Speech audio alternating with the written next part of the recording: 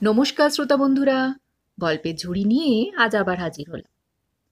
আমরা শুনছি ধারাবাহিক ভৌতিক গল্প ভাঙা বাড়ির রহস্য। এই গল্পের শেষ পর্বটি আজ আপনাদের শোনাব। গত পর্বে শেষে আমরা শুনলাম অভিরূপ রাজলক্ষ্মী ছাড়া আরও কোনো এক অদৃশ্য শক্তির উপস্থিতি অনুভব করল বাড়িতে। তারপর কি ঘটল? তাহলে চলুন আর দেরি না করে এই গল্পে শেষ পর্বটি আজ শুরু করা যাক। অভিরূপ ঘুরে দেখল ছায়ার মতো অদৃশ্য একটি শক্তি ঘরের মধ্যে ঘুরপাক খাচ্ছে। অদ্ভুত শীতল হাওয়া ভিতরে ঢুকছে। দেয়ালের কোণে অন্ধকার যেন তার দিকে আঙুল দিয়ে দেখাচ্ছে। এক মুহূর্তের জন্য সে থেমে গেল। হঠাৎ তার সামনে ধীরে ধীরে আবির্ভূত হলো এক অচেনা ছায়া। যত কাছে গিয়েছিল মনে হলো ছায়াটার আকৃতি একজন যুবকের। চোখে চোখ পড়তেই সে বুঝল এ ছায়া সেই মৃত প্রেমিকের আত্মা, যে রাজলক্ষ্মীকে বাঁচাতে পারল না।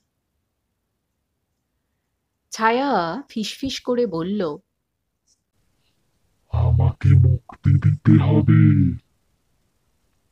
তাহলে সে শান্তি পাবে আর তোরও জীবন বাঁচবে। অভিরূপ শ্বাস থামিয়ে শুনল। ছায়া তাকে ধীরে ধীরে বাড়ির ভেতরে একটি লুকোনো ঘরের দিকে নিয়ে গেল। ঘরে ঢুকতেই দেখা গেল মাটি কেটে রাখা ছোট একটি চেম্বার, যেখানে রাজলক্ষ্মীর হাড়গোড় রাখা। অভিরূপ বুঝল এটাই শেষ চাবিকাঠি। যদি সে হাড়গুলো বাইরে বের করতে পারে, মেয়েটির আত্মা মুক্তি পাবে। কিন্তু হঠাৎ ভাঙা দেওয়াল থেকে ভয়ঙ্কর কণ্ঠের আওয়াজ। এবার তুইও এখানেই আটকে যাবি। দূর থেকে বাতাসের মতো কাঁপুনি তার গায়ে ছড়িয়ে পড়ল। অভিরূপ একবার নিঃশ্বাস নিল, তারপর সাহস করে চেম্বারের ঢাকনা খুলল। অভিরূপ চেম্বারের ঢাকনা খুলতেই চোখের সামনে দেখল পড়ে আছে ছোট ছোট হাড়গোড়। রক্তের দাগ এখনো মাটিতে, আর বাতাসে ভেসে আসছে ফিস ফিস। আমায় মুক্তি দাও, আমি চিরদিনের জন্য শান্তি চাই। অভিরূপ একে একে হাড়গুলো হাতে নিয়ে বের করার চেষ্টা করল, কিন্তু ঠিক তখনই পুরো ঘরটা কেঁপে উঠল। দেওয়াল ফেটে যাচ্ছে, মেঝে কেঁপে উঠছে। সাদা শাড়ি পরা রাজলক্ষ্মীর আত্মা ধীরে ধীরে এগিয়ে এলো।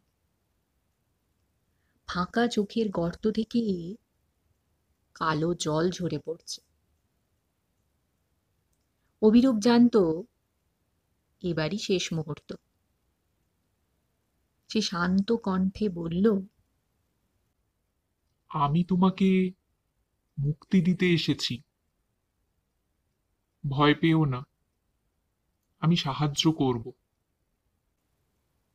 মহিলা থেমে রইল, তারপর ধীরে ধীরে হাওয়ার মতো ভেসে গেল। ছায়ার মতো সেই মৃত প্রেমিকের আত্মাও মিলিয়ে গেল। হাড়গুলো বাইরে বের করা মাত্র ঘরটা শান্ত হয়ে গেল। বাতাস আর বাতি সবকিছু স্থির। অভিরূপ বেরিয়ে আসলো। সকাল হয়েছে, গলির নীরবতা কেটেছে।